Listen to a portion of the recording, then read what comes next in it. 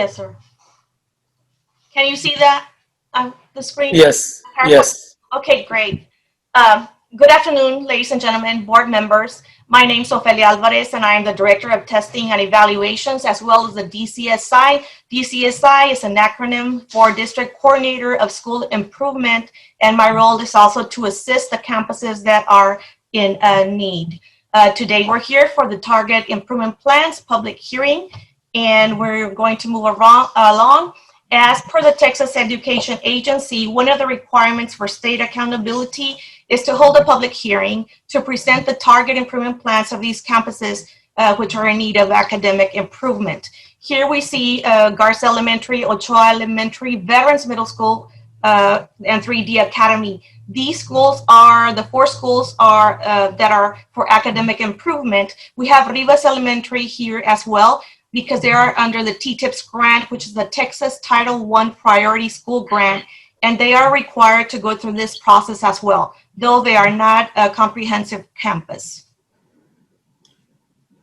Due to the disruption caused by the COVID-19, TA labeled all districts and campuses not rated. The state of Texas was declared state of disaster for the 2019-2020 school year due to this pandemic. Although our campuses were on track to exit these requirements, TA stated that for the 2020-2021 school year, districts and campuses shall continue to implement any previously ordered interventions due to the not rated label. And this is what our campuses are continuing to do, and they maintain the 2019-2020 accountability rating due to the not rated label. And to speak more about this and more about accountability, we have Mr. Rashad Rana, the Assistant Superintendent of Curriculum and Instruction. Thank you, Ms. Alvarez. As Mrs. Alvarez mentioned, the last time our student took the test was 18-19, and this we have a 4 comprehensive sport campus based on 2018 and 19 school year. As we know, that pandemic coronavirus has not allowed our students to be present at the campuses, so there was no test year 1920.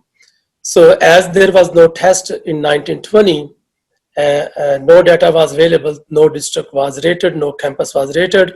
So whatever the accountability sanction they had in 18-19, that rolled over 1920. So that we need to continue using the same process to exit this sanction. I would say if we have given a chance, our students given a chance, we would have exited at least the first year. So as our campuses, they are presenting their improvement plan. There are 3 domains they are going to address in their targeted improvement plan. The domain 1 is student achievement. This is a black and white achievement, a black and white domain where all the students, they are taking the STAR test from 3rd to EOC.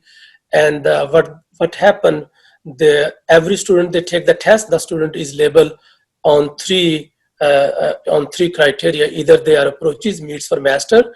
In domain 1, we add them up and divide by 3, and that will be the campus rating in student achievement, which is a domain 1.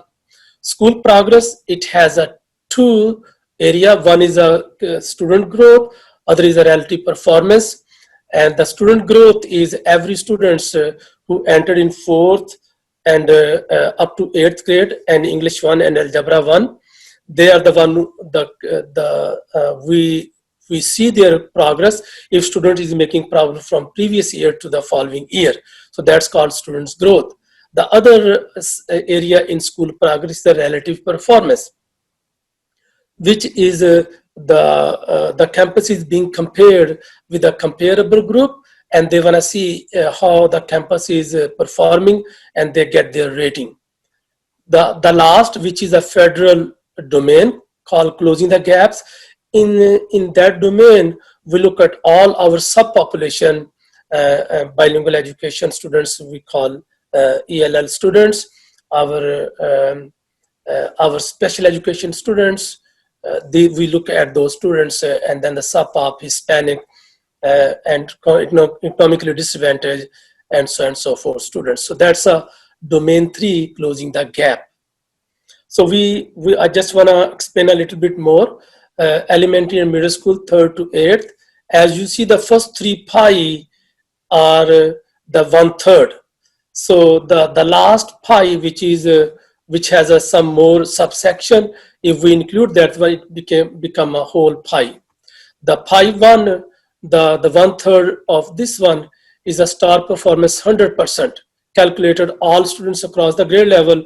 As I said before, add meets, master, and approaches, divide by 3, and that's their score is.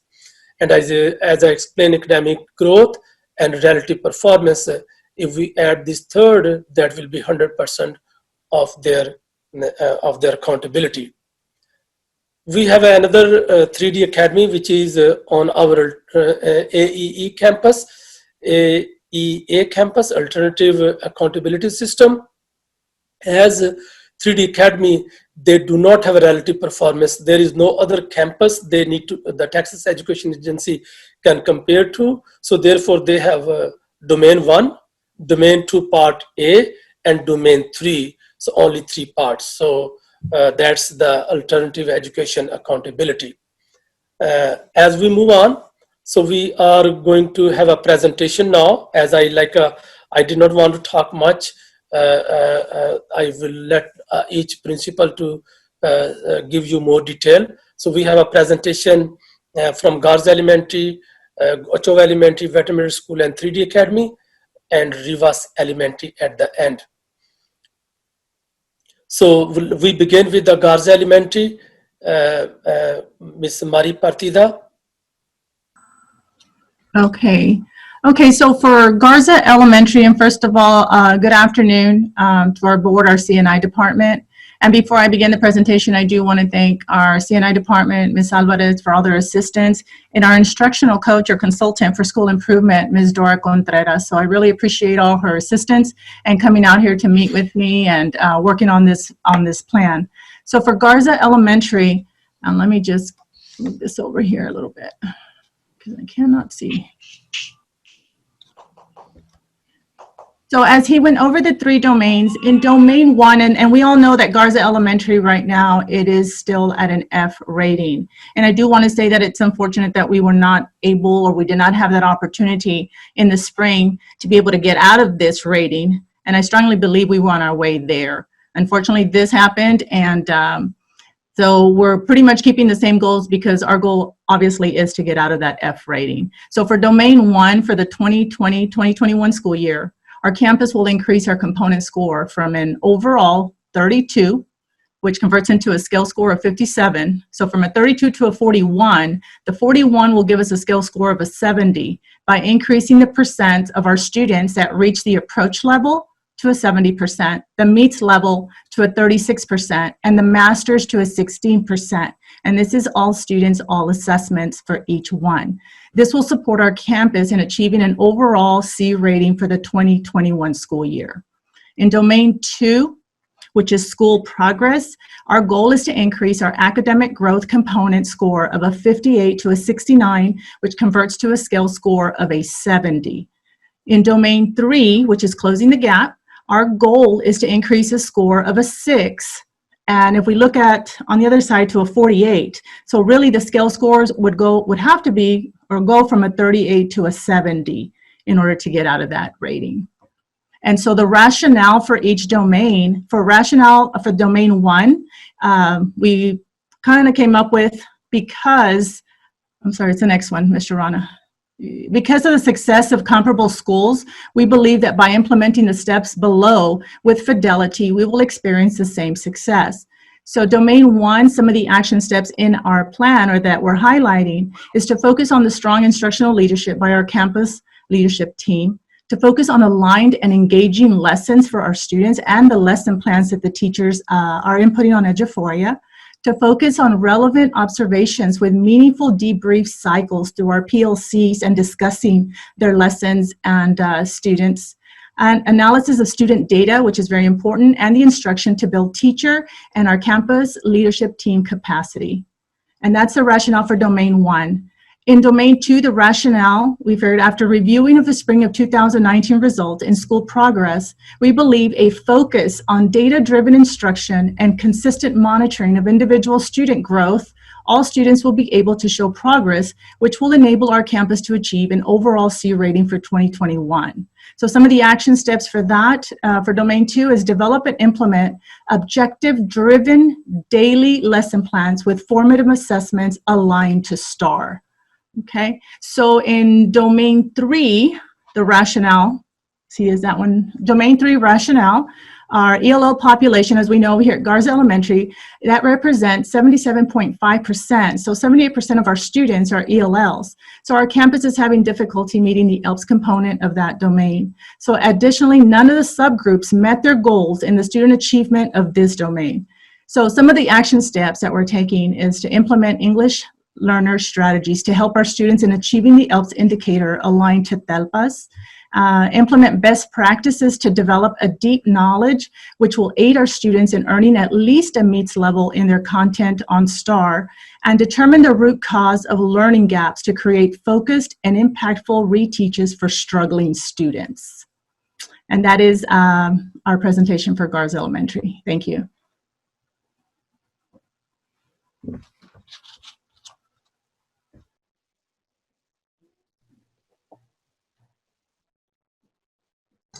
You're muted, Ms. Alvarez. No.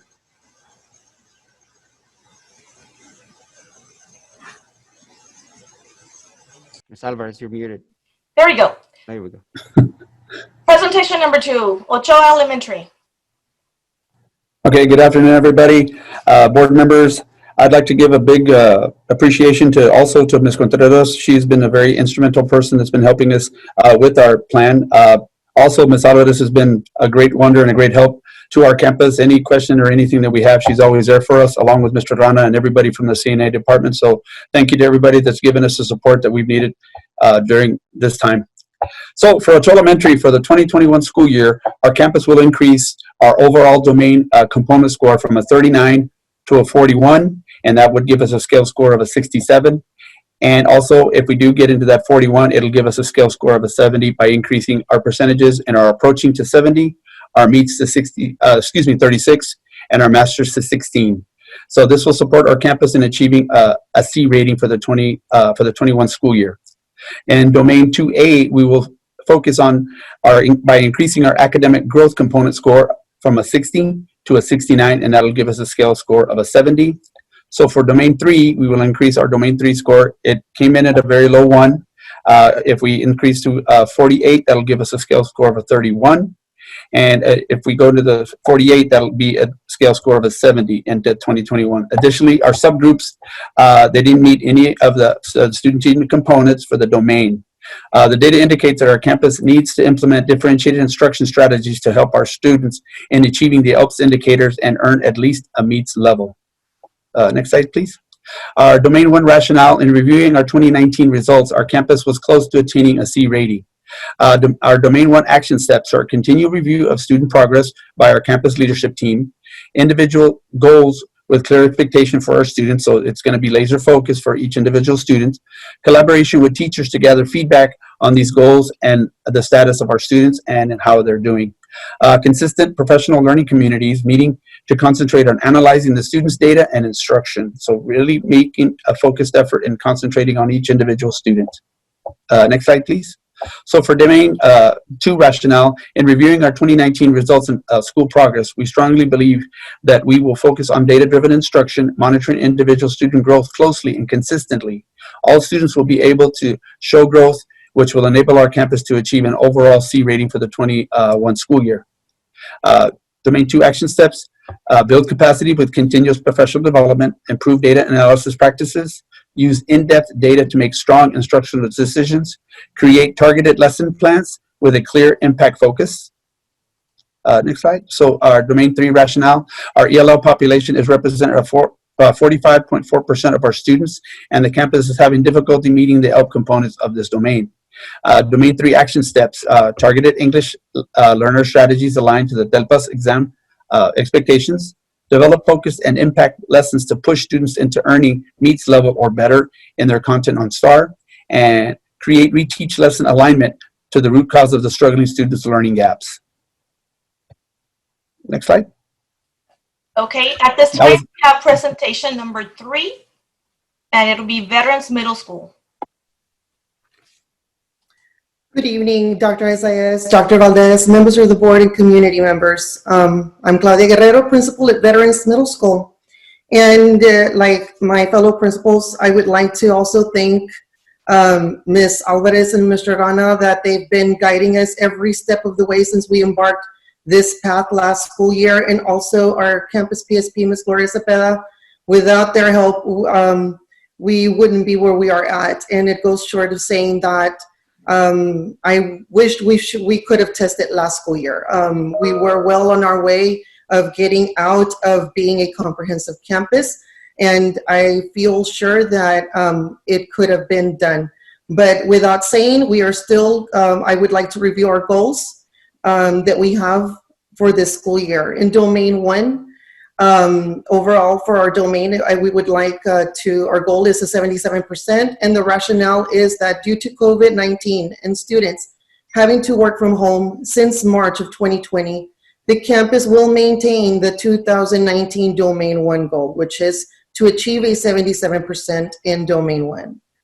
Domain 2, Part A, we would like to reach a goal of 70%, in Part B, 81. The rationale is that in order to meet the state standard, the campus will work towards obtaining a goal of 70% for Part A and maintain the Part B goal of 81%. In Domain 3, closing the gap, our goal is 70%, and our rationale is that after analyzing the Domain 3 achievement goal, growth status, and TELPAS, and the campus must work toward reaching the 70% goal if it intends to meet the federal standard. So these are our goals for this school year, and our initiatives to support these goals that we have at the campus is teachers conduct weekly professional learning communities meetings by grade level to review student data and progress and plan for instruction. We've also implemented guided reading and reading appreciation classes to support all students. Also, we've had extensive data disaggregation trainings for all core area teachers with the support of our curriculum department. Also, leadership team calibrated walkthroughs with feedback to our teachers. Tech influencers to create a virtual learning trainer of trainers for all staff. And consistent and frequent parent communication, and also recognition of students who have consistent attendance and schoolwork. So these are our initiatives for our campus in order to reach our goals for this school year. Thank you. Thank you. Presentation number 4, 3D Academy. Good afternoon, members of the board and community members. My name is Jaime Alvarez. I'm the campus principal for 3D Academy. 3D Academy, as you all know, falls under the Alternative Education Accountability. So we're rated a little bit differently. Our component scores are a little bit lower because of the same reason, the demographics and the student population that we're servicing. For Domain 1, the student achievement the goal is to attain just 70%. And this, again, the rationale behind this is just after analyzing, again, student data and looking at all the results from the previous years, and then because of COVID-19, the effects that it's had on our district and our students, the goal is simply to maintain the STAR achievement scores from the 2019 school year. When it came down to accountability and we looked at everything in that area, we did find we fell under a comprehensive because we were a D-rated campus, and it was more on Domain 3, which is closing the gap. Domain 2, we're not going to be rated. Domain 3, again, for us, the goal is going to be at 70%. The campus goes to raise the TELPAS results from 26 to 40%, CCMR from 6 to 47, and to improve the graduation rate from 59 to 90%, with the minimal rate of 67, at least maintaining that to ensure that we don't fall again under the same position. As far as what are we doing, what is the plan for 3D Academy? We're one to ensure the high quality, effective instruction is taking place and that this happens throughout the school year. What are we doing is weekly meetings to discuss lesson plans, and this falls under the effective framework, school framework, lever 5.1, which is objective-driven daily lesson plans. We want to continue professional learning communities meetings and to review the student data and the progress and plan for instruction. This falls under level 5.3, the data-driven instruction. And then we want to revisit and continue updating our 3D Academy YAG and assessment calendar. This is level 4.1 for high-quality curriculum. These were the 4 areas that after we did an RPA, the reflective prioritization activity, we found that these were the levers that we felt needed to be addressed and continue to work on this school year under the target improvement plan. We're going to continue increasing our walkthroughs and provide teachers with meaningful feedback, work closely with our EL students to increase their proficiency levels, and then increase our CCMR percentages by providing more CTE options to our students. I'm going to echo the same thing that my colleagues have said, which is we wish we would have been tested. I believe that we were on a good path. I want to thank everybody who has assisted us, Ms. Cepeda, our consultant as well, for helping us throughout all last year and this year as well, and the curriculum and instruction department for helping us out this year as well and last year with putting together a stronger curriculum and an assessment calendar as well as a YAG for our calendar, which is different as well from the rest. But again, had we tested, I feel that we would be in a better position. We're doing really well. You know, COVID has brought some challenges, but I'm confident that we're going to do well at the end of this year as well. Thank you. Presentation number 5, Rivas Elementary. And just a reminder, this is a continuation of the Texas Title I Priority School Grant. Hi, good evening to Dr. Azaiz, Dr. Valdez, board members, and members of the community. Thank you for having us today. I'd like to thank, of course, Ms. Alvarez, the CNI department, and of course our superintendents for helping us get here, and along with Ms. Gloria Cepeda, who's our PSP. And let me go ahead and begin. As you can see, Rivas, our domain 1 score for our student achievement is 71. And our goal is, of course, to maintain our 2018-2019 STAR scores. This is what we had. So domain 2, student progress, 80%, and domain 3, closing the gap, 75%. Now, how are we going to do this? Well, again, just like the majority of my fellow principals here, we're holding weekly professional learning communities to answer the 4 critical questions. We're reviewing student data, we're progress monitoring, and of course, planning for instruction. We're also increasing our participation in Imagine Math and Imagine Literacy intervention programs and MION. We're going to continue with data-driven instruction processes. We're going to implement the Transformational Leadership Academy protocols, and we're going to provide teachers with targeted professional development. Thank you. All right, at this time, we're concluding the presentation. If anybody has any questions for our principals, Mr. Rana or I.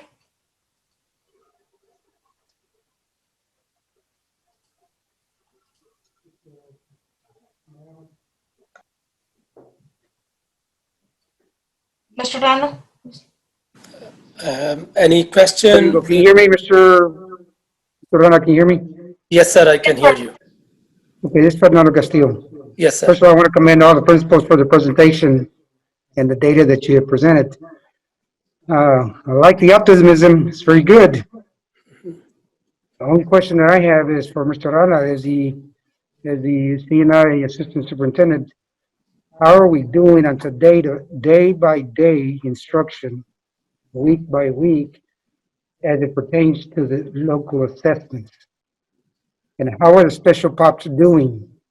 Because as you well know, this week is almost over, and then we have 1 week left.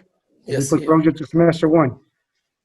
Again, the concern that I have is we've got so much time behind us already, and all the data that was given right now didn't really give us numbers. And I'm not going to take more time than this, other than just to say, what are your numbers currently right now, total enrollment? Because yes, we know it's different, but nevertheless, total numbers, whether they are receiving instruction at home or being bused into the campus, and the teacher, whether he or she is in the classroom or they may be at home. How is the instruction correlating to the pass-fail of what the students should be learning from day 1, especially in the special pops? Mr. Rana. Yes, sir. Yes, sir. As we are all experiencing I can't hear you. can you guys hear me? Yes? Yes. Very low. Can you pick up your volume or Yes, sir. something? I can hear you, sir. Yeah. As we all experiencing the COVID-19 effect, I wish we have face-to-face, as we mentioned in our presentation. We were on track as last year, and this Oh, year, slow down. Again, I don't want to take much of your time. yes, sir. The main point here is, when we started school this year, you should have the data, day by day, week by week, progress report for all special pops. How many of them are still above 70 or below? And Yeah, 6 weeks 1, 6 weeks 2, and we're yes, sir. about to put closure for semester 1. Yes, sir. So That's where just I kind was of look going. at the big picture as it Yes, pertains to student success. I guarantee yes, you, sir. our teachers are being worked like never before, Yes, sir. never before. And so to say that it's a unique, yes, we know, but guess who's responsible on a day-to-day basis? The teacher of record and these kiddos. And now we have to bring in the parents because, we have to count on them as well. Mhm. So I know when we had the training, I had mentioned, what are we doing differently to try to bring some of these kiddos that are not responding at all to come in terms of the enrollment? And so, again, I say that the presentations were good, but we got to dig deep. And you know what I mean by that, Yeah, I do know. because Yes, it all goes down to, and you should have that data before you. The principals, I'm sure, know it. That's why I'm asking you yes, sir. what we Yeah, got. So at the end of the day, we just got to look at, time is right about to be over for semester yes, 1. yeah, And we still don't know how the special pops are doing on a day in to day out. yes, sir. And obviously, as a group overall. Yes, And more importantly, how many of them do we have that are back and were here last year in terms of enrolled? So that's just food for thought, because somehow, some way, we got to get that support. And I know that we started a little late, but Mhm. I understand we had some EOC testing today. The Yes, state didn't back that down on us, no, so you see where I'm coming from? At the end of the yes, sir. day, the adult's gonna make it. Yeah, These adults, we go home, we go to bed, and so forth. It's our yes, kiddos that need to get that instruction, and the faculty to make sure he or she gets every little thing we need, yes, because yes, it is a unique situation. yes. And that's what the student special pops, you Mhm. know that. Yes, Every sir. single day, special pops, special Yes, pops. sir. Yes, sir. All We about. create So tracker just keep for that in each mind. I mean, student. I don't want to take more of your time, but those are really the numbers that are going to correlate to everything that was mentioned right now. How does it fall in place right now? Because we should have data right Yes. there, readily available. Mhm. That's it. Thank you. We have a tracker for every students, and we track each students. And I guess the only question that I have, can you all hear me? Yes, yes, Dr. Valdez, The yes. question that I have is that as I listen to the presentations, and I'm sure it's probably there, it just wasn't probably presented to make it shorter, but I'm assuming that y'all probably have some type of staff development as well there for your staffing, and also some type of formative and summative assessments, right? To kind of monitor the progress as you're going along. Yes, yes. Yes. Okay, no problem. I That's it. let principal Thank you. speak, so that's what I'm hesitant to answer. So yes, we did. Thank you. Mhm.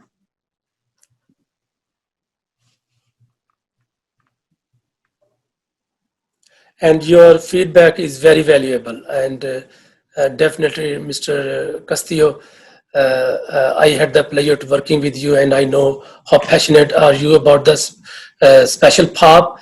And then we rest assured that I'm going to assure you, we have a tracker for every student in our district. But this pandemic, COVID-19, did not let us get out of this comprehensive sport situation. But we were doing very well, as we are tracking each students regardless their status. Any other questions, board members? If not, the time is 6:04, and now we can go to the regular. Just to, for the record, we have a quorum. We had all our board members finishing up this presentation, just for the record. All right, good evening. Welcome to tonight's regular board meeting. The time is 6:05, and I call this meeting to order. If we can please stand for the pledge and a moment of silence. I pledge pledge allegiance to the flag of the United States of America and to the republic for which it stands, one nation, under God, indivisible, with liberty and justice for all.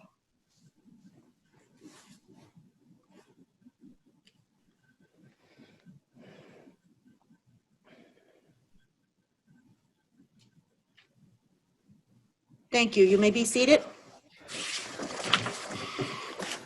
And we do not have anybody on open forum. No, Dr. Valdez, no, nobody. Okay, so we'll go ahead and move on to Superintendent's Report. Dr. EZ, December LSG Monitoring Report of Goal 1. Thank you, Dr. Valdez, and thank you to our board members and community members. So let me pull the presentation for 1 second. I hope everybody can hear me okay. Okay, so sure.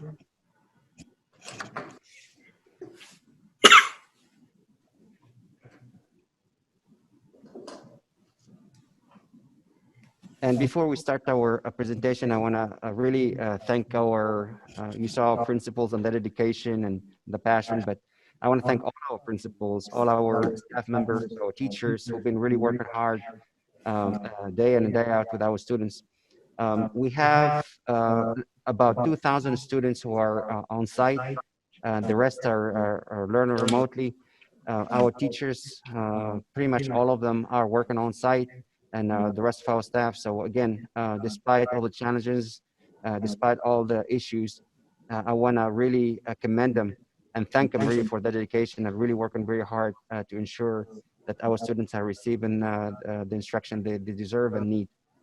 So today, we will be talking about board goal number 1. I'll be presenting on that. And so I have with me Mr. Watson, our math director, as well as Mr. Rana to assist me and answer any questions or expand in any of these things that we'll be discussing today. So board goal number 1 has to do with math proficiency, and it's really to increase the percentage of 30th grade students that meet or exceed grade level proficiency, and we want that to go from 35 to increase to 45 by 2025. We have 3 GPMs. The first one has to do with second graders, and we want their percentage of students who meets grade level to go up from 12 to 50 by 2025. We will also, for GPM number 2, we would like the percentage of first graders that meets grade level to increase from 11 to 55 by 2025. And for GPM number 3, we would like the percentage of kindergarten students that meets grade level quintile score based on computer level program to increase from 10 to 60% by 2025. So those are the goals, and we'll dig deep a little bit here. This is our annual target for each one of the goals, as well as for the GPMs. And going to, again, the goal here. And as you can see, we also look at I think Mr. Fernando Castillo was talking about the sub-ups. So we have the sub-ups, and we need to ensure that every student group is also monitored, but also assisted to ensure that they meet their goals as well. So this is the goal for every subgroup. This is the graph that shows all students. The blue one, the Hispanic, is the orange, yellow, ECODISC, the green is EL students, and then kind of orange special needs students. As you can see, for the first quartile, our percentages are varies from 3%, and for our special needs students, all the way to 7%. Our goal is to reach 35% across the board, with the exception of ELs and SPED will be 32% for this year. As we look at the GPMs, this is for second grade students. And so we're looking at where the percentage of students that meets grade level. These are the students who are already on grade level already, although they are halfway through the school year, but they're already at the meets level. And we have 44% of them, all students. And then we can see for our Hispanic students, we're 4%, ECODISC 4%, EL 2%, and special need is 4%. The goal is to be, as you can see, at 12%, with the exception of EL to be at 10%. sorry, looking at the second, let me see. I'm sorry here. So this is where we stand as far as first GPM. Again, we 4%. This is for GPM number 2, and this is looking at first grade students. This is where their current data. We have a lot more work to be done here in first grade. As you can see, the goal is to be at 11%, and then 9% for EL. And so we have more work to be done at the first grade. If you graph that, this is where we stand, and this is where our students are. So this is, again, the first quartile for our GPM 1.2. For GPM 1.3, this is looking at the kindergarten math students, and the percentage of kindergarten students that meets grade level. We want that to increase from 10 to 60% by 2025, and looking where our students are. And we do have a lot more work to be done here with our kindergarten students, because we don't see any of our students are meeting the goal, the 10% goal that we have set for them. And this is just graphing everything. Now, there are a lot of next steps, and I'm gonna allow Mr. Watson, if you can hear me, Mr. Watson, is just to talk a little bit about next step. I know you've been working very closely with our strategists and coaches and our teachers and leaders on next steps. If you wanna maybe chime in and add any more to these next steps. Sure. Again, very happy with, again, of all of our teachers. Again, the situation we're in, I echo what some of the principals have said. We were excited about the data we were going to produce last year, but last year's water under the bridge at this point. The Google things that they've created for each of the grade levels, where the kids are very engaged and interacting with those devices, are phenomenal materials that have been created by our strategists. As far as data, I just finished working with Imagine Math, and for the upcoming data that I just sent out to principals yesterday on the MOI data that just happened, that'll get reported to you all in March. There's 1,485 lines of data, not by students, but by grade level, sub-pops, everything. That was all sent to campuses, to the campus leaders to be able to, again, sharing conversations. Again, we're going to be setting up meetings as well with them to be able to sit down and really analyze and focus on that. What we've really noticed from having these GPMs and the board goals is that kindergarten, first grade, second grade are really digging into math now. A lot of teachers in the past, when they were hired to be language professionals, which again, language is 100% important for all content areas. But again, they're really digging into the math now too. And as Mr. Castillo was saying, again, what do we have as far as data currently? Well, our second 6 weeks data from those local assessments, because he was speaking of local assessments, for kinder and for first grade and second grade, all that data is up, considering even the situation that we're under. If I look at the kinder all data from that local assessment from the second 6 weeks comparing to second 6 weeks from last year, if you take the approaches, meets, and masters and put it all together, we're up 12 percentage points from last year. EcoDis, we're up 12 percentage points from last year. Hispanic, we're up 12 percentage points from, or 12% total from last year. Special ed, we're up 102% from last year. LEP is down 1 overall, but our master's level is up 9%. And I could go on in every grade level as well too.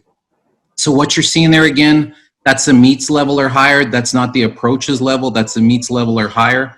And again, each of these grade levels, again, build that strong foundation that's really going to support our goal for third grade in the near and far future. So again, I'm excited about a lot of things that are happening. I don't think you want me to go ahead and read those next steps that are there, but they are available there, and they are quite extensive what it is that we're really focusing on. Thank you, Mr. Watson. Yes, sir. So the evidence, as Mr. Watson was saying, we use Imagine Math, Imagine Learning, and this is data I was. Can you tell us exactly when this BOI was administered to our students, the data? Sure. September, the month of September was the BOI, so that was available then. Now for the first MOI, which was for pre-K through third grade, it was administered the month of November. It's basically soft closed on this Friday, December the 4th. That's when Imagine Learning pulled the data, was at 4 p.m. on Friday, this previous Friday. I analyzed the report with our local representatives and also a data expert from Imagine Learning. We walked through exactly what we needed. As I said, we have so much data now. You could spend weeks or years just analyzing the data that's available there, but we really deciphered and dug into, again, what were the keys and most important pieces, depending on the grade level, depending on the sub-pop, depending on the campus, and all that was distributed on Monday to every campus leader in elementary. Then in January of 2021, they're going to take their MOI 2, because again, as part of Lone Star governance, you need 4 data points. So we had the BOI in September, MOI 1 in November, MOI 2 will be in January, and then end of year will be in May/June, basically the end of May. And so right now, teachers are zeroing out their MOI data because we already pulled it. But again, the way that Imagine Learning is set up, they only allow 3 data points as far as benchmarks. By zeroing that out, the kids can take that MOI 2 in January. It won't be the exact same assessment because it's adaptive. It will adapt based on how they answer in every single question, and they have such a plethora or such a large database that the kids never see the same questions, again, regardless. And what I love about Imagine Math, besides what's happening in the classroom, is that, bless you, my wife's sneezing in the background, sorry about that. What I love about Imagine Learning, Imagine Math, is the kids are learning in that asynchronous time. Again, this is a powerful piece. We really want the 90 minutes per week. In our sample lead and learn plan, we had 45 minutes on Tuesday, 45 minutes on Thursday, and campuses are working towards that goal as far as reaching that time. And some of them are getting there already. Guzman is one of the campuses that's gotten the closest to getting that average time. And we've really seen the growth in their 3rd grade data and from the grade levels below that as well too. Thank you, Mr. Watson. And this is the student recognition. These are the students who are already at the master's level, right? This is a huge achievement for them, right? Just in the beginning of school year, and yet they are at master's level, right? If I may share quickly as well too, those kids that are at the master's levels already, some school districts don't want kids to excel or to move up because they don't think that they have that data to show that kids can advance. What we tell all our teachers and campus leaders, et cetera, and students is, if you finished a full pathway, it's 65, 70 lessons and you pass them all. If you can show us that data that how successful you've been, we will immediately move you to the next grade level, because again, in math, what we've always done in May is we've given accelerated tests to kids to see if they can skip a grade level. And technically, they're not really skipping a grade level if they've already received instruction in that advanced grade level to begin with. So I love that we give our students that opportunity. I can tell you from attending Region 1 meetings, I have a lot of math directors and coordinators that are very jealous of what we've been able to have available to our students. Every single student in Don ISD has a pathway. Doesn't matter if they're in pre-K or if they're in high school. Again, they even have pathways in high school available for TSI, ACT, SAT. Nothing's being wasted. We're utilizing everything, and we appreciate, again, this being supplied to our students. Thank you again, Mr. Watson. I don't know if anybody has any more questions for any of us. Yes, Mr. Watson, I know that we have a lot of data. You're saying that we have a lot of data. Yes, ma'am. And I know that our teachers are working really hard. We know that. I mean, they're really overwhelmed right now because of the online, and we certainly understand that. But my question, I guess, and I'm concerned because math is one of the goals that we didn't meet, not last year, but prior year. So that concerns me because I know it was one of the goals that wasn't very well. My question, I guess, to you and to Mr. Rana and to Dr. Aceves, what kind of training, what kind of coaching from central office is being provided to our teachers to help the principals? Because we know that if we enhance the practices of our teachers, it's going to enhance their teaching ability and thus increase student outcomes. So how is that working out? What are you all providing? Absolutely. Besides I think it was almost 40 trainings that we offered at the start of the year at the DISD academic days. The math strategist, again, I'm a 20th century person. I love data, I can look at it, but I'm not a 21st century person, but the math strategists certainly are.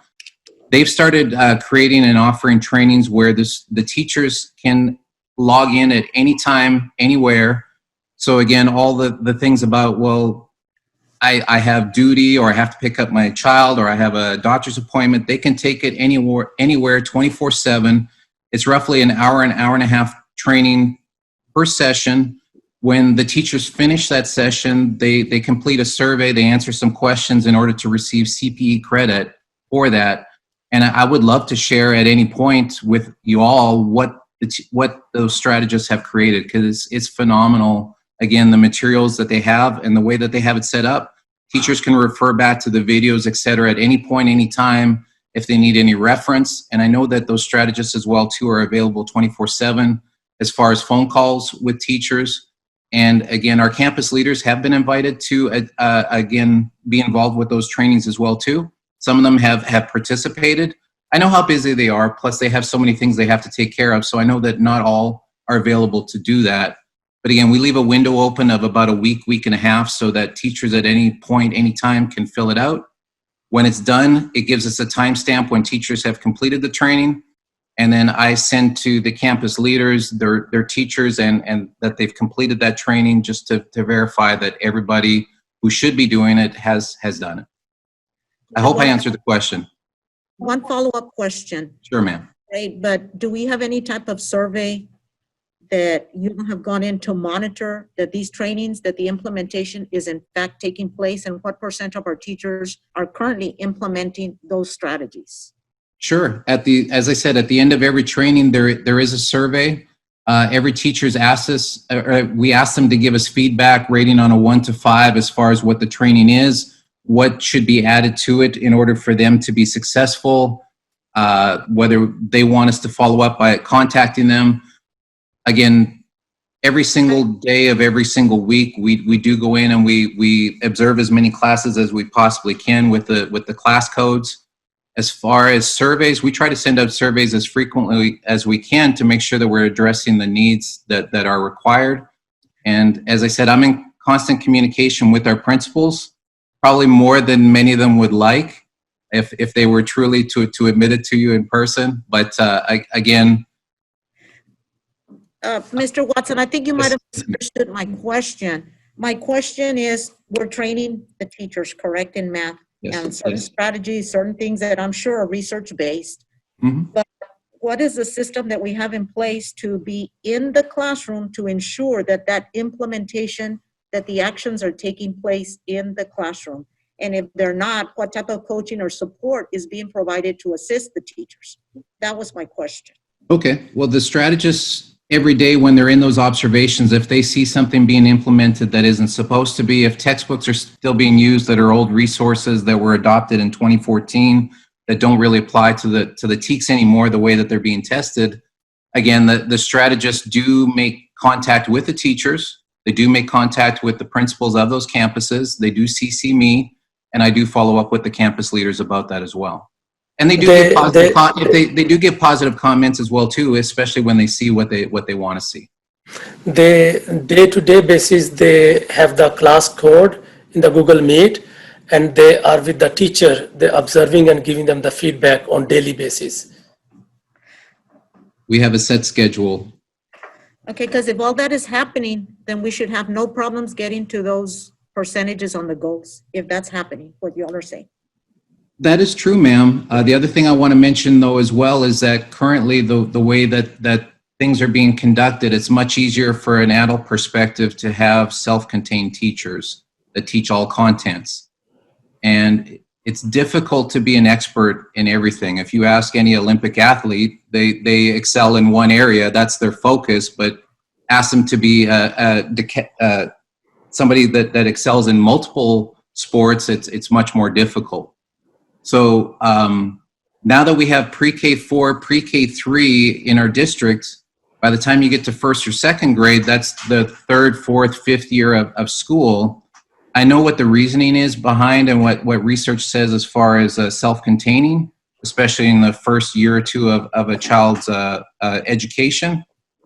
But if we're speaking of 4 or 5 years down the road, I think it would be phenomenal if we could do strength-based teaching I know that our last 2 elementary teachers of the year were kinder teachers that co-teach together because, again, they know and their campus leader knows that in many cases it's better to share and divide and conquer, I guess is what I'm trying to say. I've got a, can you hear me? Can y'all hear me? Yes, sir. Yes, sir. No, sir. Uh, Adding to what I mentioned earlier to Mr. Watson and Mr. Rana, all those presentations are nice and pretty, but again, remember, I'm going to give you a scenario. Don ISD District, Campus A Elementary, Campus A teacher, first grade teacher. Campus A first grade teacher has 22 kids, 22 kids in all subject areas, 22 kids that have subpopulations. That's the story that I would like to see. Where are these kiddos doing right now? With all these little things that you mentioned, do you have the data as we speak right now? Because this is behind already. It's official. How are these kids doing? And yes, we got a pandemic, but you know what? We got to keep going.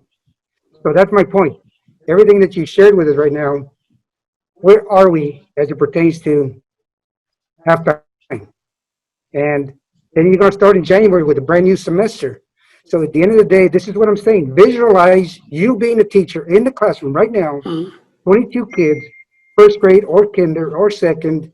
They may not all be there. So that already adds complication, but you know what? We're still expected to teach these kids.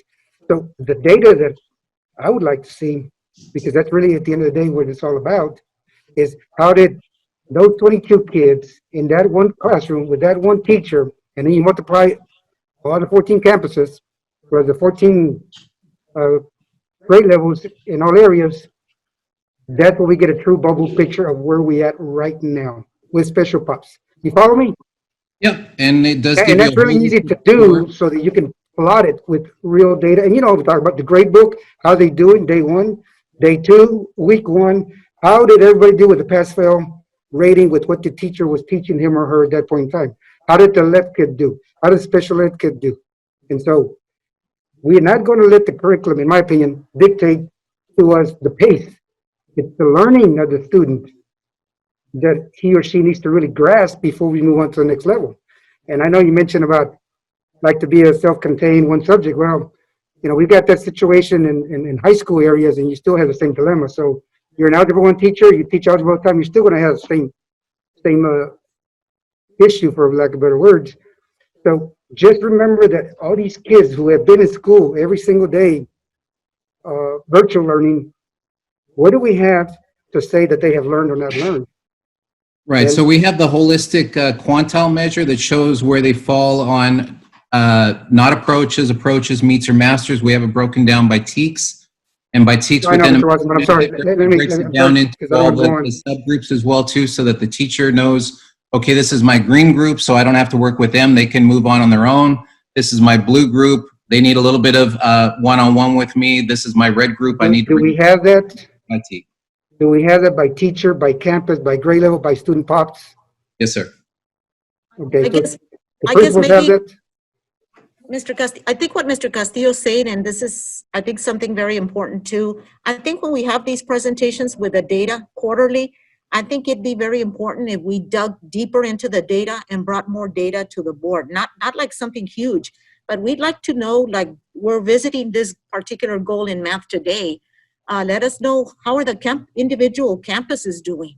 And furthermore, which are the campuses that are struggling, analyze it and give us more information. Like out of 14 elementaries, 7 appear to be struggling, 2 appear to be on track, and 5 or whatever. Maybe provide us deeper information. And then furthermore, provide it even deeper by, we certainly don't want to know teacher names, but for example, let's say this particular school has 5 teachers that are on track, 7 that are not. More information so that we know deeper, but not only that, include the action steps that we're taking at central office to provide this support to our teachers and to our campuses as it relates to staff development, training, coaching, supporting, resources, and all that. Yes, Dr. Valdez, we do have a data by campus available right now.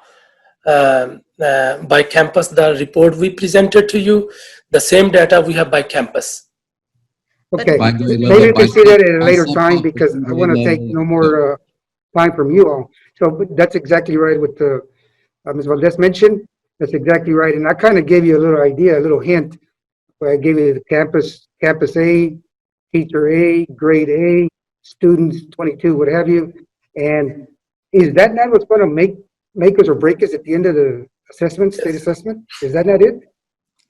It's No, what's yeah, really happening in the classroom yes. every single day. Yeah, these are a Every little single extra day. step. Yes, yeah, exactly right. And I didn't expect you to bring that to show this because you did what you did, but keep in mind that the learning process is happening every single day in the classroom. And those are the numbers that we really need to be discussing as it pertains to how many have we not been able to recruit because of whatever reason, they might have got to another district or they're just not there. So that's all the digging in that we have to be doing. If you would like to see, I can share with you right now. Like I have No, on my not right screen. now, not right No, now, because we Mr. gotta go on, but just know that we're gonna be asking for that, and maybe we can meet with the superintendent at a later Yes, sir. time. And then there, we're really gonna get down to the nitty gritty to talk about student success in the classroom by the teacher, sir. by the grade level, by the special props. Mhm. Day one, progress report, 6 weeks, and where are we at now? Yes, sir. And I guess maybe it doesn't have to be anything massive, Mr. Rana, because I know sometimes you send pretty large reports, but something just more general, I Yeah. think would help us get a better understanding of where the campus is and even particular teachers or number of teachers, not teachers' names, right? Because we want to be able to support our Sure. teachers. Or just something minor that you can generalize. In other words, you're giving us the data, but now give us an interpretation of the data. Sure. Which areas are campuses of concern? Which ones are doing well? How many teachers are we having to support? You know, some more numbered and tailored towards, we know exactly which are the campuses. You got it, ma'am. Yes, ma'am. Board members, any other questions on the report? And I think that was it. If we can, Fernando, I guess we can either accept or reject the report. Fernando, do you accept or reject? Except, Carlo? David? Valdez? Ms. Watts? Mr. Reina? I also accept.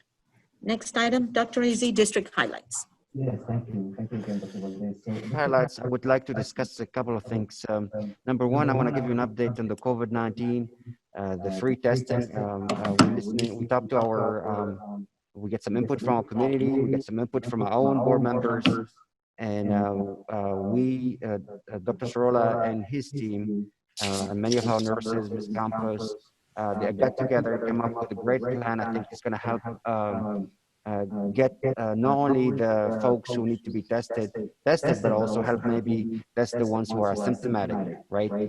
Catch maybe the folks who may have the COVID-19, but they may be asymptomatic. So we have a plan, and Dr. Sorolla, I think you can go ahead and share your screen and talk. I think Ms. Campos is here too. I see her, so if you want to discuss that with them. Good evening. Are you all able to hear me okay? You're able to hear me okay? Yes, sir. Okay, perfect. Good evening, Dr. Valdez, members of the board, and Dr. Aziz. Thank you for the opportunity to visit with you about this tremendous opportunity, COVID-19 on-site rapid testing. So we found out about this opportunity. The initial pilot group, I believe it was 7 school districts across the state. We found out that other districts here in Texas could also volunteer or opt to participate in this opportunity. We immediately jumped on this, and we indicated we wanted to take advantage of this opportunity. And so we're very happy that we're one of those districts here in the state that is offering this benefit, this opportunity, this service to our students and our employees. So I have a brief presentation to talk to you about some of the different facets of our plan. And so what I'll do is I'll start with basically the basics of what it is. So it's COVID-19 rapid testing specifically for students and staff of the school district. This is a 15-minute test. I mean, literally, it takes about maybe 2 or 3 minutes to actually administer the test, and then about 10 minutes, 10, 15 minutes to wait for the the results to be able to read. And so it's a tremendous ease to get this done. The testing is free of charge to our students and our employees. These tests are provided by Abbott, the company Abbott. These are referred to as Binax Now tests. And it's very simple. It isn't like some of the other nasal tests that involve a Q-tip being, a swab being administered very deeply in the nasal opening. It's actually simply a nasal swab in the front area of the nostril, about an inch into the nostril, each of the nostrils. And once that's done, these samples that are obtained, they're placed inside of an actual card with a reagent chemical. The tests have been shown to be very, very reliable, nearly, I believe, over 98% positivity as far as the reliability is concerned. So we're looking at 3 different types of test administration. So 3 different groups. So first and foremost, those students and staff members who are showing to be symptomatic, meaning they have symptoms of COVID-19.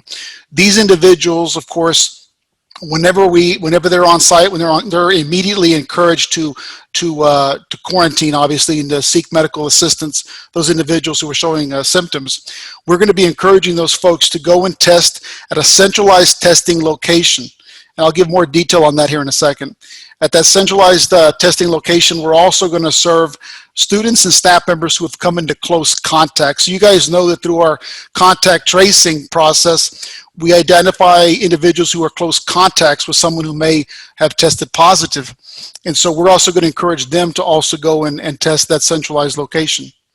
Another group we're going to have are those individuals who are asymptomatic, which means they're not showing any symptoms, or there's no indication that they are being affected by COVID-19. And so those individuals who have those staff members who have consistent contact with students, we're going to be encouraging those guys to participate in testing every 2 weeks as a precaution. And this will be done at their assigned school or department. Now, with regard to students who are asymptomatic, not showing any symptoms, but they're involved in maybe team sports or activities that require quite a bit of contact with others, we're also going to ask and encourage them to participate in screening, testing at their campus, at their assigned school. And that way we can also address that particular group. We're also going to keep monitoring the COVID-19 cases. You guys know that on our district website, we have a dashboard in which we delineate all of the different the cases across the school district. So we're going to keep monitoring that. And then when we see that we have higher numbers of cases at certain locations, we're going to be looking to provide additional support via, increased on-site COVID-19 testing at those locations. Through additional support. So those are the 3 main different groups that we're talking about: a centralized location, testing at the individual campus or department, and in those cases in which we have higher numbers of cases, providing additional on-site support in addition to the centralized location. So let me give you some details on the testing at the centralized location. We're starting out with a schedule of 8 to 5, offering that 8 to 5 Monday through Friday. This testing is going to be by appointment only, and that is to manage the numbers of individuals who potentially are symptomatic or potentially have been affected by COVID-19. We've identified the area outside of health services off of 11th Street there at the Frankie Jimenez complex. And so when a person at the campus level or the department level is either showing symptoms, or maybe they've been identified as a close contact and they've been instructed to go ahead and quarantine and seek medical help, they're also going to be told that they can go ahead and contact the Frankie Jimenez complex health services specifically to schedule a visit. Whenever they get their visit scheduled, they'll arrive, they'll be tested from their vehicle. Their results will be ready within 15 minutes. In the case of students who are under the age of 18, we're going to require a signed parent consent form. We're also going to be encouraging individuals who come and test, adults and of course the students as well, if they have a state-issued license or identification card, to bring that with them. It makes it very easy to administer the test and also to log their information into the state application.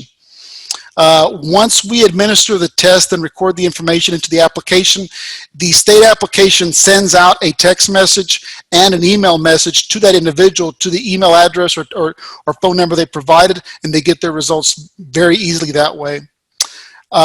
We're also going to be maintaining a log at these locations and reporting these results as required by the program. And so we're looking to staff the centralized testing location with an RN and an LVN.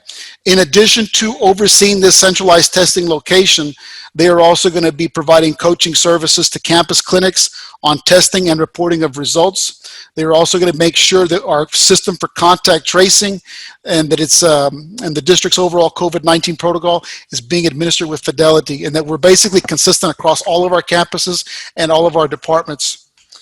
Also, the registered nurse will be facilitating additional testing support if needed at any of our district departments or schools with high numbers of COVID-19 cases. Moving on to the campus and department level. So when we talk about those individuals that are not showing any symptoms, right? No symptoms, there is no indication that they have or could have been exposed to the virus. In those individuals, we're gonna ask that, you know, the staff members who have consistent contact with students, we're gonna encourage them to go ahead and test every 2 weeks there at their campus clinic as a precautionary measure. And for asymptomatic students who are involved with team sports or activities that require a lot of contact, we're also gonna encourage them to also participate in screening. Typically, that's gonna be overseen by the athletics department and also through the trainers, but it may also involve the campus administration as well and the campus nurse.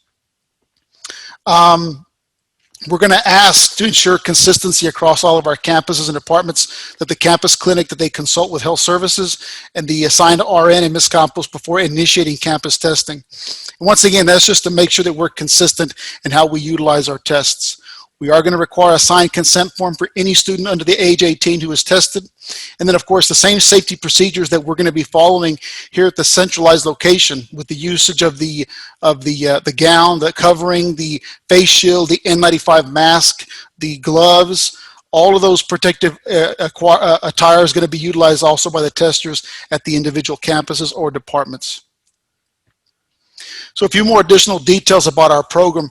So far, we have 60 of our employees who have obtained state certification to administer these tests. This group is primarily going to be health services staff, LVNs, registered nurses, but also athletic trainers, and then also campus principals and also district leaders.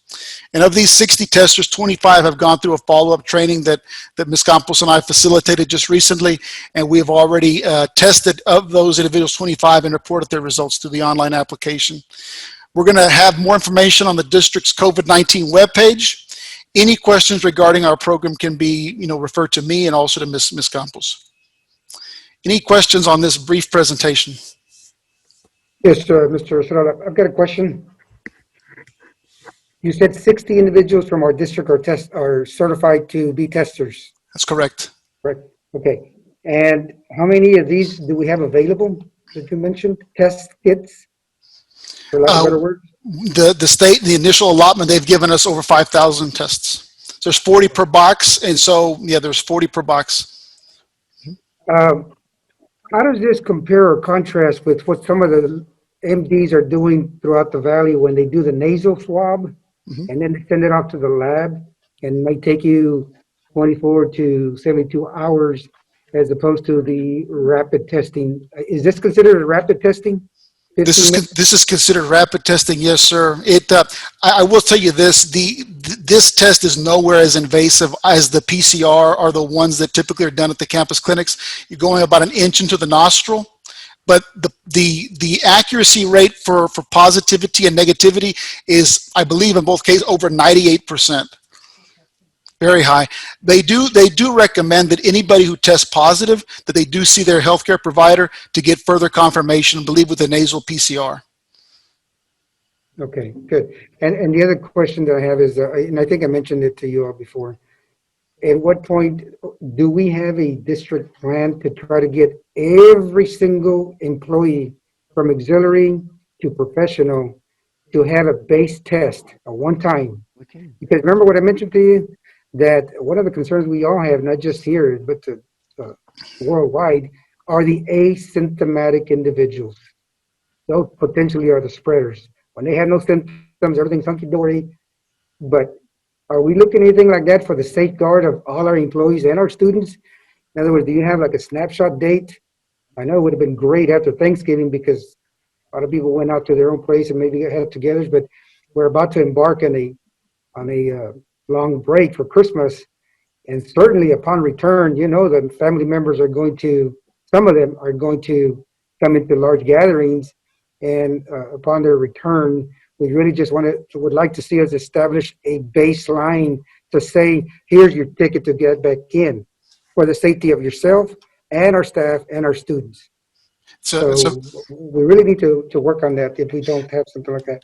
yes, sir. No, that's a very good question, and it's a very good recommendation. And I will further research that. I know that I've looked into that, and with regard to these tests, we have the right to highly encourage, but these tests, they have to be optional. We cannot mandate the use of these tests, but we can highly encourage. I can do some further research, sir, and see what the possibilities are on doing something as you're recommending. But I've seen so far in my research that it is a little bit difficult to require this testing of all of our employees. Or absolutely. I mean, obviously, it's not going to be a mandate, but again, like anything else, we have to approach it like anything else. Look where we're at right now. Why are we having these meetings virtually? Because we're taking a precaution. Okay, so same thing with this particular test. We've got to do it as a precaution. Listen, again, I repeat, asymptomatic individuals, that scares me. That scares me because they can be walking as normal and they're spreaders. So this is what we need to convey in a very positive manner. Obviously, it should not be an I got you type of thing. It's more, hey, let's help you, because these were afforded to us, and we were fortunate that we were one of the districts that was bestowed with these tests. And so that's what we need to look at. And I'm pretty certain that we should have a very good turnout because of that. One, is going to be free. Two, you have an immediate response. And three, they get to find out if unfortunately they may come out positive, but then they're referred to their real physician to take care of themselves first and foremost. Okay? Mr. Castillo and Dr. Sola, I'm sorry. Yes, so the plan is to test every 2 weeks. All our staff, not just the baseline that you mentioned, sir, which is a great idea, is the baseline, but we can test them every 2 weeks. We have enough to test all our staff every 2 weeks, every other week. And I agree with you, sir. I'm worried about the 2 weeks off that everybody's going to have, and the 2 holidays, the Christmas as well as the New Year. So definitely we're going to have a plan to make sure that the tested. Usually the incubation period for the virus, it's usually 3, 5, sometimes up to 7 days. So we want to make sure we cannot test them right away if they come back on Monday, but we definitely have to test them maybe middle of the week or toward the end of the week. But yes, sir, and I want you. We're hearing the concerns that our board members are sharing, and also our community, and we will make this happen. We can afford to test every other week all our staff members. Quick question. Have you reached out to any other medical doctors here locally to see if they can also assist us on the testing, or just to be on the safe side? I know you got LVNs and RNs that are going to be getting certified, but I know that a lot of the times that if you come into contact with someone, they regularly want you to wait about 4 to 5 days before you get tested. Mm-hmm. Now, what if someone comes to get tested and they come out negative, but then they come into contact with someone the same day, and then 4 or 5 days later they come out positive, but they go somewhere else to get tested, or they come back with us? Then we have to go back and start doing the tracing on anyone they spoke to or came into contact with as well. So I guess what action plan do you got in place to make sure that we're actually monitoring? I know that we're doing the Dr. Owl, but it's not as aggressive as, they can just go in and put in any type of information indicating that they haven't come into contact with anyone, but we don't know if it's true or not. That's correct. So you're asking regarding contact tracing, as far as contact systems? Tracing is one, but the second is obviously, like, have we reached out to anybody else locally as our doctors? I know that there's a lot of they're doing their testing. Some might be the same, some might be different, but I guess is you got 5,000 kids. We have an X amount of students, we have an X amount of staff, but how do we not know that if they got tested today, they come out and they say, oh, you came out negative, great, they're happy, but then they go to HEB or another store, or run into someone, and they come into contact with someone without knowing. Then they come back to work, but they have this letter from where they took this test out that they're negative. and they don't know that they actually came into contact with someone. Like, are we looking at being a little bit more proactive as that as well? Well, you're right. These are unique situations that arise, Mr. De Los Rios, and you're right. This disease is extremely challenging to manage. I mean, as the whole country and the world is seeing. But what I can tell you, kind of in a synopsis, you're absolutely right. Number one, that we ask our stakeholders to constantly self-monitor. Of course, that's on the honor system, right? We do the little Dr. Al wellness survey once again on the honor system.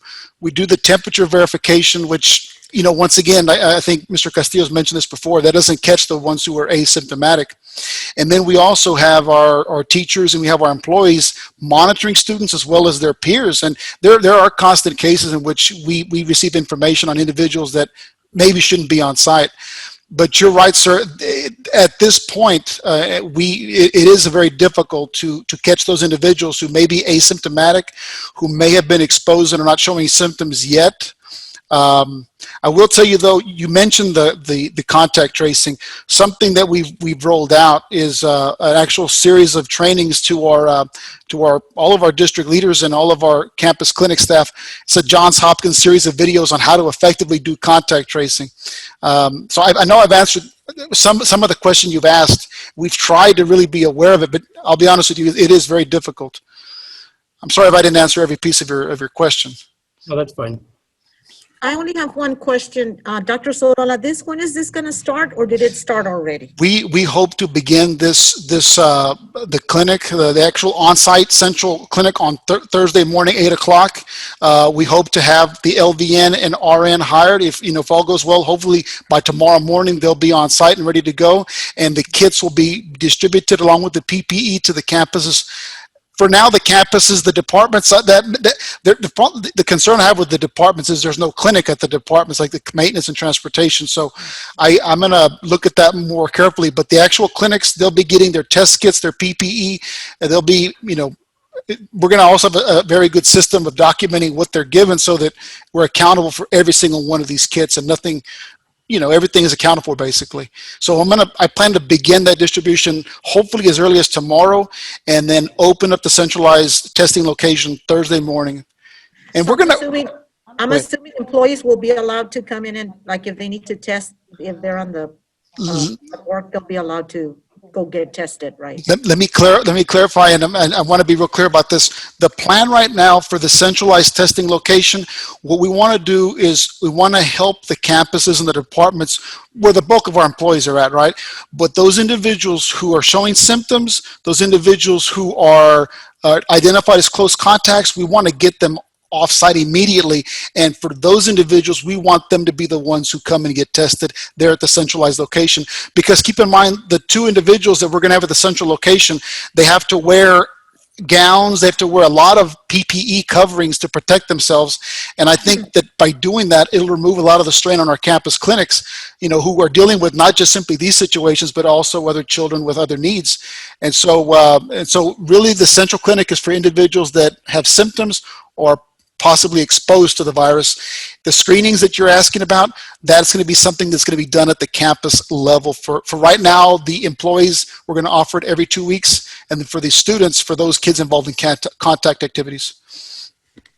Thank you, sir. You're welcome. Thank you. And just to chime in a little bit, I just got a question in regards to one of the questions was asked earlier, and I know it's not mandated. Are we mandating for our employees to get tested, or is this something that's just because the state requires it, is it something that we have to enforce to all our employees and staff, students? Do you mean the testing program? Yes, sir. The testing program actually is not even mandated. This was an option. The administration, the district chose to pursue this, and we were approved to participate. And this is something that is optional, but we really want to highly encourage participation in this. The only aspect of our efforts that's mandatory is that wellness survey that people have to do when they come on site in the morning, the Dr. Al survey. That is required. And of course the contact tracing. And temperature, yep. Temperature verification.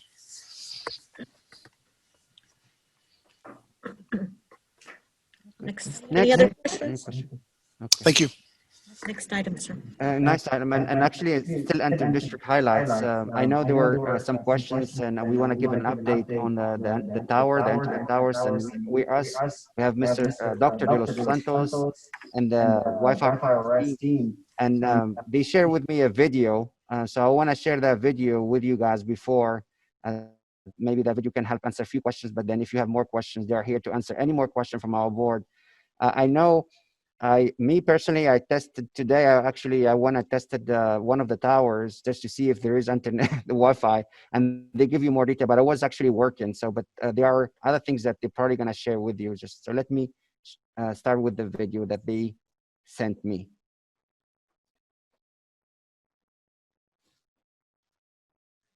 Can you hear it? No, no, cannot hear it. Let's see. Let's see. Huh? Sorry. The video. Audios. Let me change it. That's right. Put it in the middle. All right.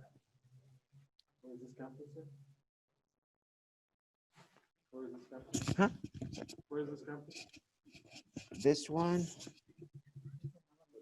Yeah, can you hear the sound or no? No, you cannot hear it.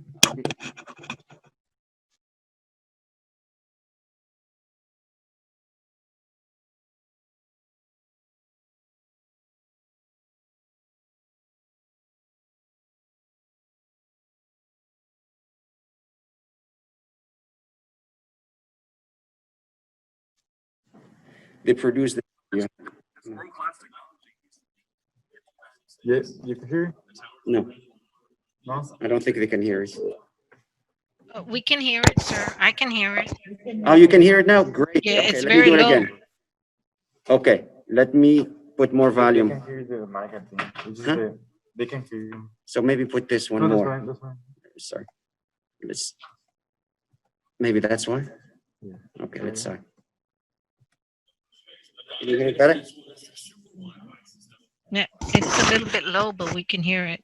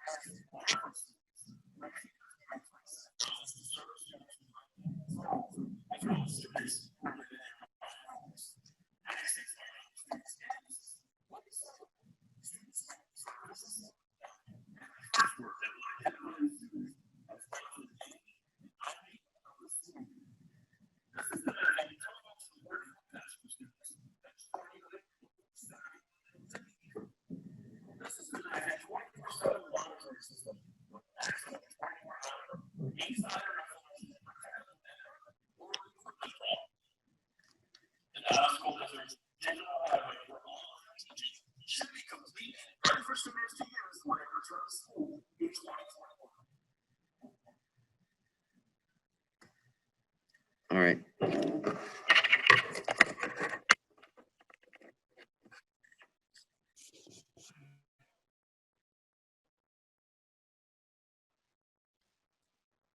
see if I can get this back.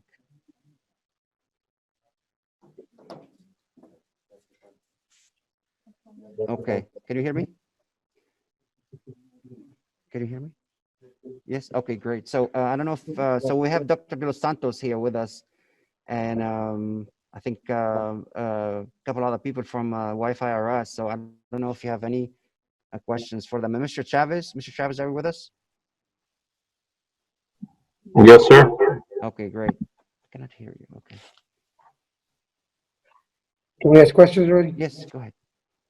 I don't know who's going to answer this question, but Originally, this was going to be a project that was going to be completed by November the 7th. Yesterday was December the 7th. That's 1 month later.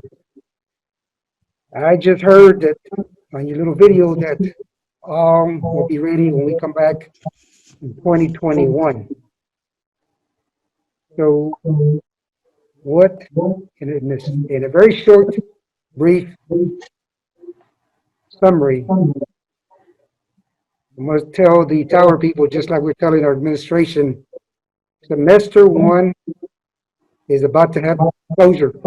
Our student success is contingent on these things that were brought to the table. Student success, I cannot repeat that enough. For our teachers, for our students. That's really the main reason for all this. So I know that the response is going to be, yes, it'll be ready in January. What else could you say? But we really need to have some true accountability when it relates to this. Again, I may be kicking a dead dog here, but we are all here for the students. Student success. These towers should have been up November 7th. 1 month later, December 7th, we have not had them. And you mentioned they'll be ready 2021. Go ahead. Whoever's going to answer that question. Dr. Los Santos, you muted if you want to answer your question. Dr. Los Santos, you muted. I don't think he can hear. He is muted, yeah. Which Dr. de los Santos is this? It's not Miguel de los Santos, is it? No. Not our Dr. de los Santos. Okay, can you hear me now? Yes, sir. Yes. Okay, Ms. Castillo, I'm sorry I couldn't understand your question, but were you able to hear the video, all of you? Yeah, so you didn't hear a single thing that we said? Did you all hear it? Yes. Mr. Yes. De Los Santos, the question for Mr. Castillo was that why the delay? I guess our board member want to know why it happened. It was due November 8th and why it was delayed. You're coming through very faint, Dr. Asais. Have you heard anything we've said, Dr. de los Santos? Or I don't know. I can really see. Dr. I De Los think we got a Santos. bad connection. Can somebody repeat Mr. Castillo's question, because I cannot make it out and I can barely hear you on Dr. Asais. I could not hear the video at all. Could I maybe explain what was in the video first and then have questions? Would that be acceptable? No, we already saw that. Hello? Go ahead, sir. Can you hear Go me? ahead. Can you hear us? Can you hear me? Yes. Okay, then please let me go ahead and explain what the video showed. Okay. We already saw the video, Mr. Santos. We already saw the video. Okay, you heard it all then. Yes. Okay, then let me elaborate a little bit and then answer questions. Would that be okay? No, we already have a question. Can you hear me, Mr. de los Santos? Can you hear us? I can hear you, but it's hard to understand what you're saying. I don't want to scream. I'm getting to the point of screaming, and I don't want to scream. Maybe I understand the question. How about the rest of you? Can the rest of you hear the screen? Can you hear me? Everybody else is hearing me. Yes, sir, we can hear you. It might be Okay. his volume. Okay. Yeah, I mean, I don't want to be Mr. going De on Los and on. Santos, But the volume, you need to have the volume up maybe. Okay, I have been at meetings before, Mr. Castillo, and the last meeting, and I could not understand your questions. I don't know why, but it may be the sound that you have, but maybe without the mask, it might help. okay, because anyway, let me ask you again. Everybody else on the screen seems to hear and have heard what I said. In a nutshell, Mr. Dos Santos, this project, the 12 towers that are still pending, started way back in the summer, technically, the workload, I should say. And they should have been completed November 7th. I understand you had some extenuating situation, what have you. Yesterday was December the 7th, 1 month later. And I did hear on the video, the voice stated, we will have them ready when the students return in 2021. Well, even then, I have an issue with that because January, February 2021, and so forth, so on. But the biggest thing, Mr. Los Santos, is this. Like I was telling the administration earlier, we are all here, including you, with your product there, for student success and faculty at the campus level. So here we are about to put closure to semester 1 academically from pre-K through 12. And granted that even November 7th would have been a little late, but nonetheless, the wheels were rolling, and that's what you placed in black and white. But yet here we're about to put closure to semester 1, and we still don't have them up and running 100% like they should have been. So again, in the best interest of our student success, student achievement, and for our faculty, what has been the delay, and are they going to be ready? I understand you're being charged $750 daily rate, but you know what? At the end of the day, that's not really good business, in my opinion. We wanted it November 7th, and that isn't there for our students. So the floor is yours. I hope you heard me on that, sir. I understand the question, and thank you for asking it and giving me the opportunity to answer the question, Mr. Castillo.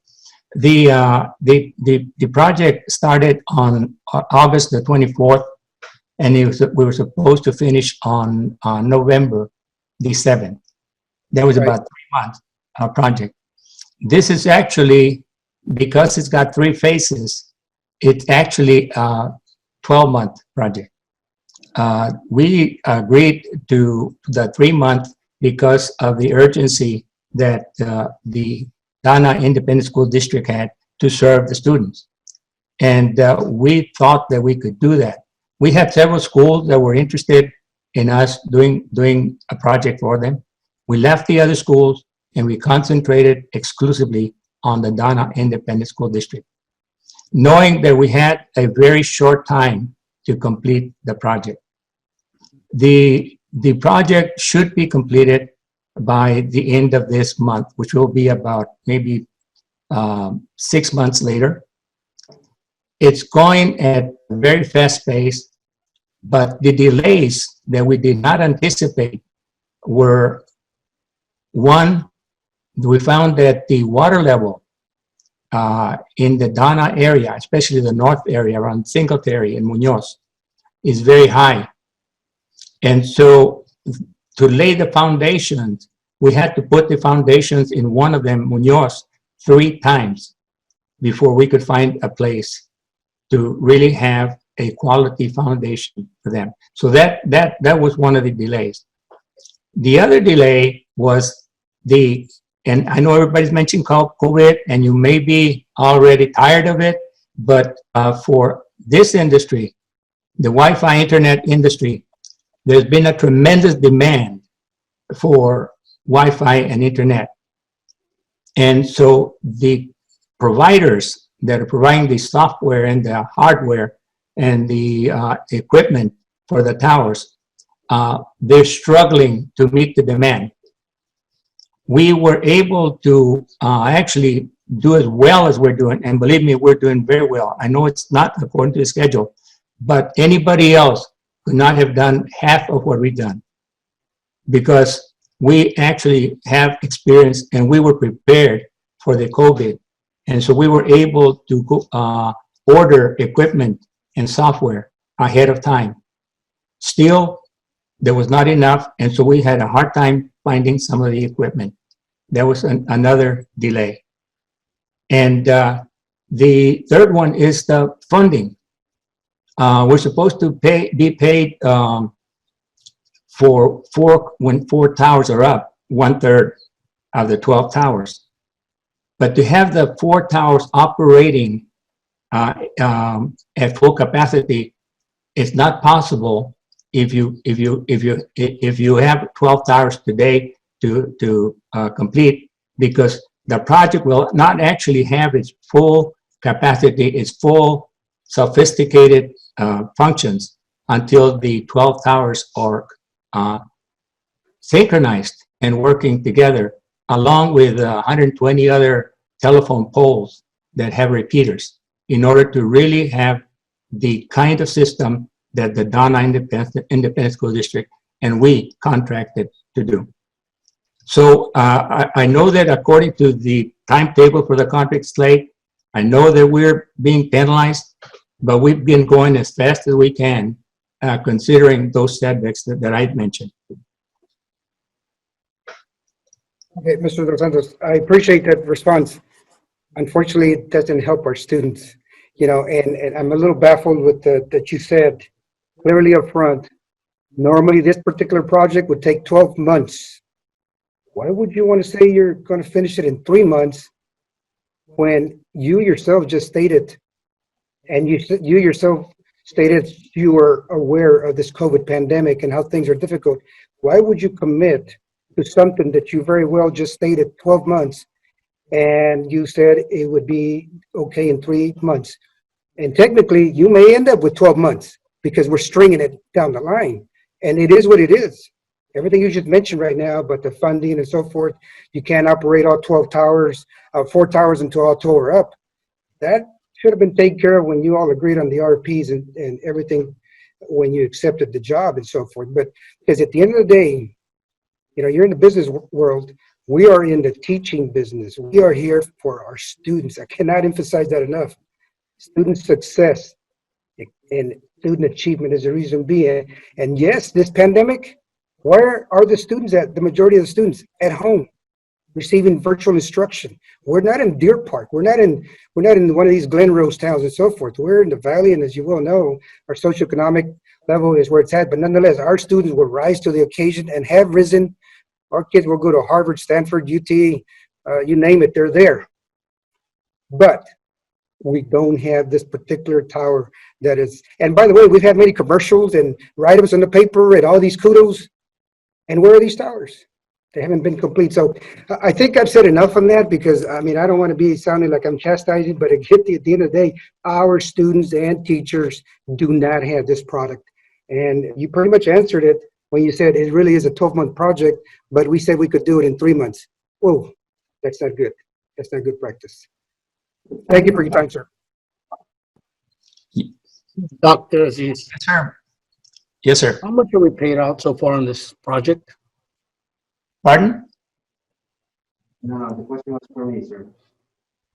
Pardon? Can you repeat the question, Mr. Rios? Mr. Cruz, we didn't apply anything yet. They're supposed to pay 4 towers at a time. But he made it clear that he has 4 towers up, but because they have 12 up, it's going to take an X amount of time for them to get synchronized. He tells us in the video it's going to take, by January 2021, they'll be out. He said at the end of the month, it should be working. Now he's saying that from 3 months it went to 12 months. So I guess what I really need is, Mr. Dos Santos, we have 3 new board members that came in and they're trying to kind of catch up to, I guess, everything that's been going on.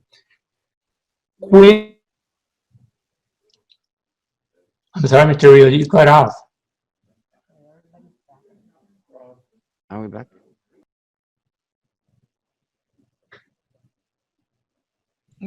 Yes, it cut off for a little bit. We're back on. Dr. Dos Santos, can you hear me? If I could hear your question. Yes, so can you give us an answer of when we will have all towers fully operated, that you feel that you can be honestly, realistically with the board and the citizens of Donna that they will be operating to the full extent? Yes, sir. The best estimate that I can give you is that by the time the students return for the spring semester, for the New Year's, they will have all 12 towers working. So that'd be what, the second week of January? 2 months, close to 2 months overtime. That's about it. Okay.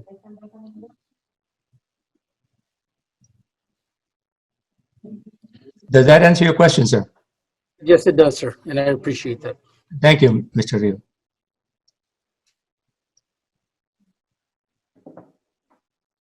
Are there any other questions? Board members, any other questions from anybody? No?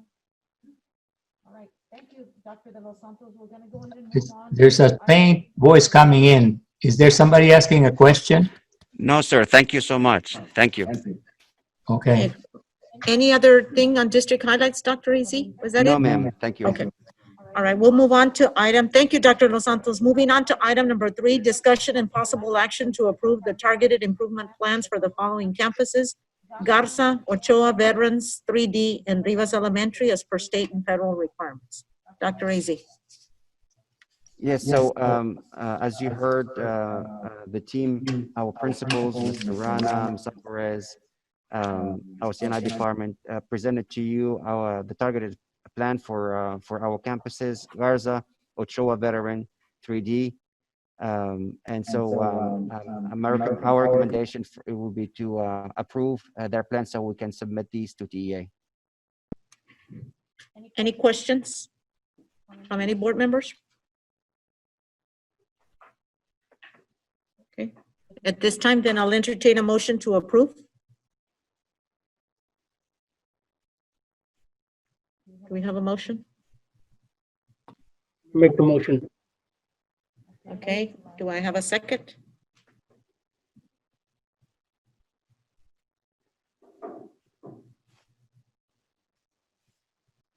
No second? Who is that? No one left. Okay, Mr. Castillo? Okay, Mr. Joe Valdez already seconded, right? Yes. Okay, so Mrs. Watts? Mr. Reina? And I also in favor, motion carries. I thought we had motioned. Yeah, we did it at the same time. Okay, all right, so Robert. All right, motion carries. Moving on now to consent agenda. Board members, you received that already, so I'm sure you probably had all your questions answered. Is there any other pending questions to anything on the consent agenda? If not, then I entertain a motion to approve consent agenda as presented. Make the motion to approve. Okay, do I have a second? Who was that? Ms. Watts, Mr. Castillo? Mr. Colonel? Mr. Valdez? And Mr. Reina? I also vote in favor, motion carries. Now going on to the governance conservator monthly report for October 2020. Mrs. Romero. Good evening, Madam President, members of the board, Superintendent Aziz. I have the October monthly report. Under the governance section, I just want to mention that the last time a position had been brought by the superintendent that was highly scrutinized. And I just want to remind you that you actually have 3 answers that are very powerful to you. You can say yes, no, and you abstain from voting. That you can let him proceed and provide all information to you without having to go through an evaluation grid and all that. I think we wasted something like 30 minutes on that item. Then if you go on to really financial is next. On that one item, the financial item that was presented that day was a school first, and you all got an A rating on that. And Mrs. Cancino is preparing for the 1920 audit. Everything looks on track pretty much there in that area. And then on the academic ratings, I did meet with staff, and at the time they had just finished with the assessment, or the beginning of the year assessments. And but one of the things that they shared with us, that they realized that virtual instruction is not working, and they really are pushing to get the kids back into the classroom so that they can start working with them. That was in that area. And then in the area of, we also had that one last area on the statutory compliance about the anomalies in the individual graduation committee. I just want to say that it was completed in October. All information was turned in. TEA has received it.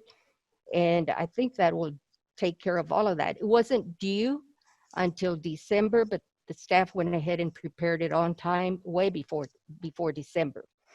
And under general other activities, Dr. Sorolla did do some staff development during the month of November, even though I'm reporting in October. At the time he hadn't, but now in November he did do staff development on board policies and your health insurance. We also had an update in this last board meeting.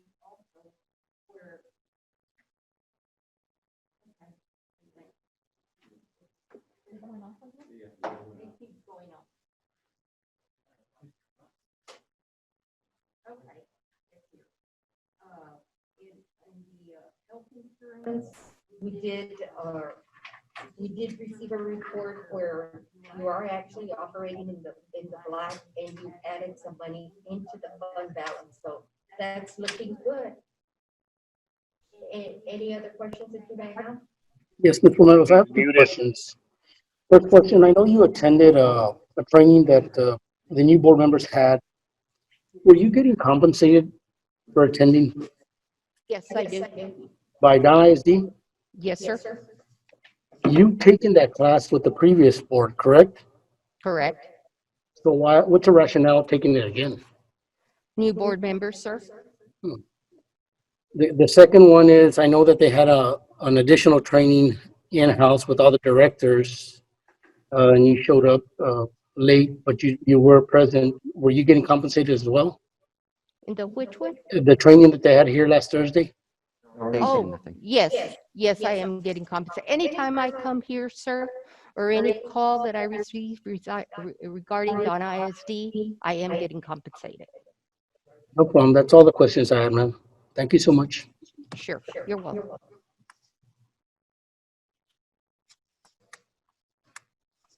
Any other questions?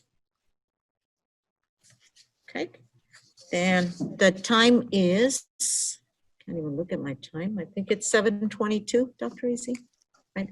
The time is 7:22. We will now be going into executive session as authorized by Texas Government Code sections 551.071, 072, 073, 074, 075, 076, 082, 083, and 084.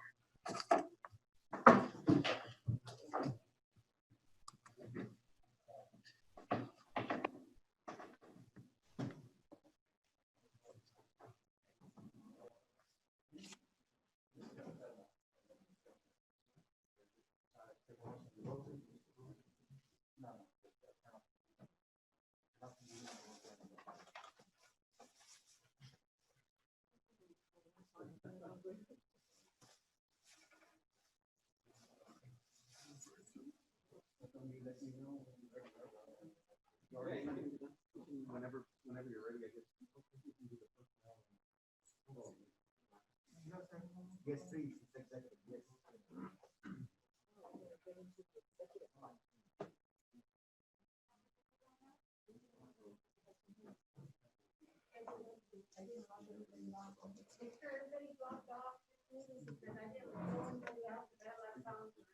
So I have to get out.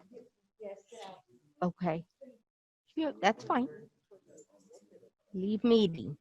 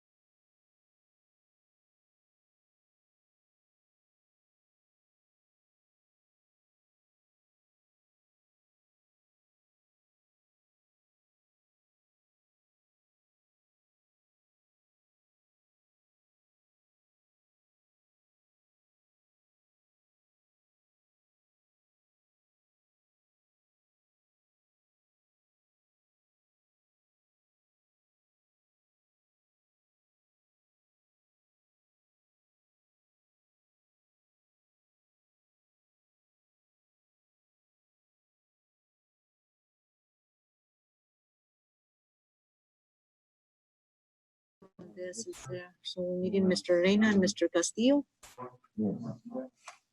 Oh, Mr. Castillo. Robert, Colonel. Oh, Colonel's there already. Ms. Schwartz is on too. Yeah, just Mr. Reina and Mr. Fernando Castillo.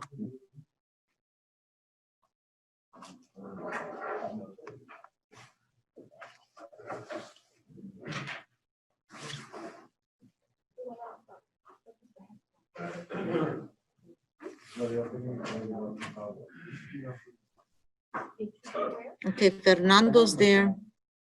We need Mr. Reina. Oh, Mr. Reina's there. Okay, everybody's back.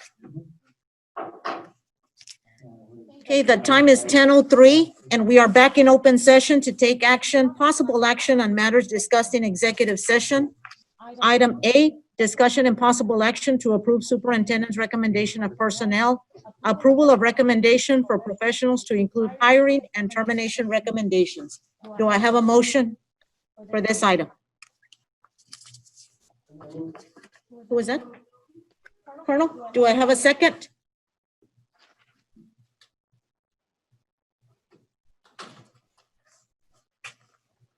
Do I have a second? Mr. Reina? Okay, Mr. Castillo, how do you vote? Mr. De los Rios? Against. Mr. Valdez? Mrs. Watts? I also vote in favor. Motion carries. Going on to the next item. Discussion and possible action of level 3 grievance of Ambrosio Francisco Limon. May I entertain a motion to grant in part and deny in part as discussed in executive session with director given to council? Okay, do I have a second? Mr. Castillo? Mr. Valdez? Ms. Watts? Mr. Reina? I also vote in favor. Motion carries. Discussion and possible action of level 3 grievance of Sandy Medellin. Do I entertain a motion to? Who is this done by? Do I entertain a motion for Sandy Medellin as discussed in executive session? I vote in favor. Yes. Mr. Castillo? Mr. Valdez? Watts? Mr. Reina? And I also vote in favor. Motion carries. Item C, discussion and possible action to approve pending or contemplated litigation, settlement matters, and or matters where the professional duty under state board requires private consultation with the school attorney. No action. Now, can I entertain a motion to adjourn? Move. Second. All in favor, say aye. Motion carries. Meeting adjourned. Everybody.